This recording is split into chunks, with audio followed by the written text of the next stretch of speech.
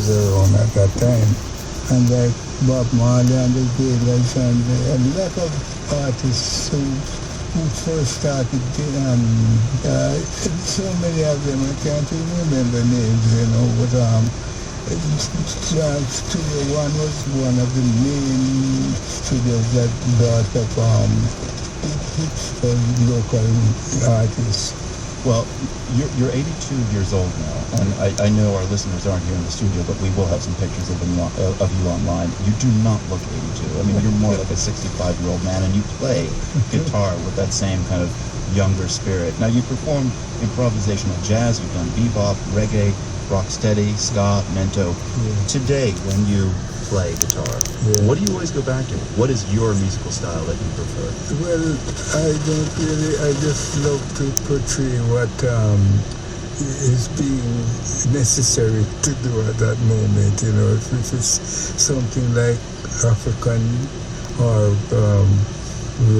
calypso or reggae or Latin.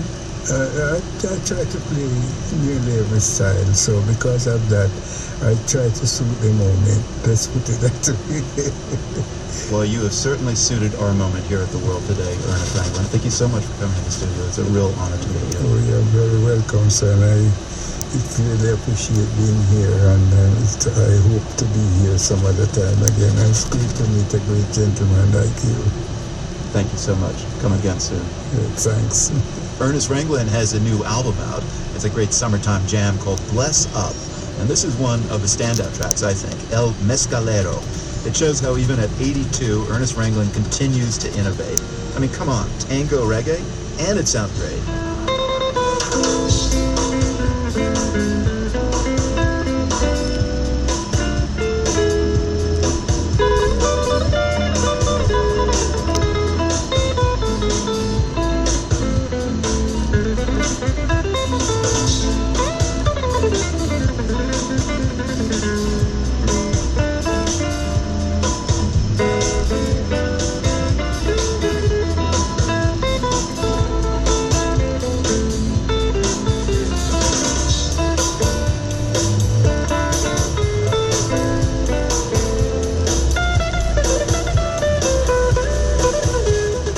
So sweet. That'll do it for us here at The World. We filmed Ernest Ranglin's performance here at the Nan and Bill Harris Studios. You can see him in all his glory at PRI.org.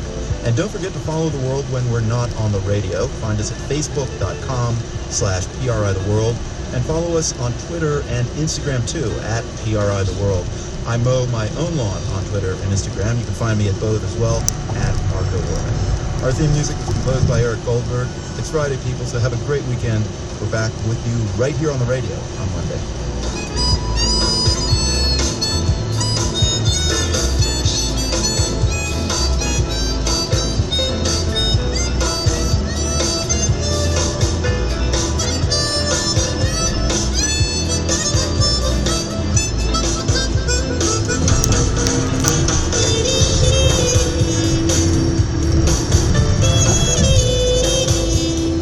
Is a co-production of the BBC World Service, PRI, and WGBH Boston, supported by Nan and Bill Harris, committed to supporting objective, unbiased reporting on national and international issues. PRI's New Voices Fund, whose donors include Maureen and Michael Rutgers, and the Sarah and Evan Williams Foundation. By the National Endowment for the Humanities, exploring the human endeavor. The PRI Global Reporting Fund, providing in-depth reporting on a diverse array of important topics, including global health. Donors include Marguerite Steed Hoffman and Blythe Brendan Mann Foundation. By the PRI Ambassador Council, whose members include the Rose Family Fund, the Tagney Jones Family Fund, and Roger Hale and Nora Hall. And by the Bill and Melinda Gates Foundation, dedicated to the idea that all people deserve the chance to live healthy, productive lives. GatesFoundation.org. PRI, Public Radio International. This is News 88.9 KNPR and KNPR HD1 Las Vegas, at 90.3 KSGU St. George, at 91.7 KLNR Panaca and KTPH Tonopah, at 88.7 KWPR Lund Ely, and at 89.3 KLKR Elko. K201HX Mesquite at the Eureka Casino Resort, K201BF Scotty's Junction, and K201AD China Lake at 88.1, K203DR Caliente at 88.5, K207CY Round Mountain at 89.3, K208BB Laughlin at 89.5, K210ET Moapa at 89.9, K219AV Beatty at 91.7, K219LM Lake Havasu City at 91.7 at the Nautical Inn Resort.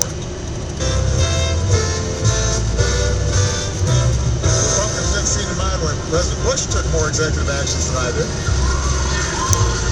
Maybe it's just me they don't like. The fight over executive power. Today is Friday, July 11th, and this is All Things Considered from NPR News. I'm Melissa Block. House Republicans plan to sue President Obama for overreach. She calls it a political stunt. We'll hear from E.J. Dionne and David Brooks on the political wrangling over the border surge. Also troubling breaches of lab safety at the Centers for Disease Control and Prevention. These events should never have happened. Cleveland rejoices at the news that LeBron James is coming home, and our Man series considers the special appeal of the boy band. There's somebody else who's manipulating the whole thing to produce a specific effect in young girls as their audience. Now the news. From NPR News in Washington, I'm Lakshmi Singh. The Prime Minister of Israel is rejecting UN calls to halt airstrikes on Gaza, saying his nation has a right to defend itself against a relentless barrage of rocket fire from Hamas.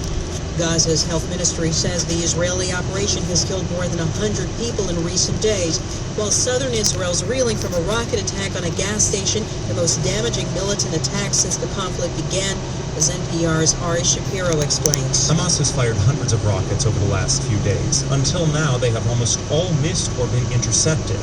But this morning, one made a direct hit on a busy gas station in Ashdod where people were picking up newspapers for distribution. Yuda Gabay was the first paramedic to arrive. If you saw here, the scene was something like 10 cars was on fire, and all the people from the cars get out and get into a shelter.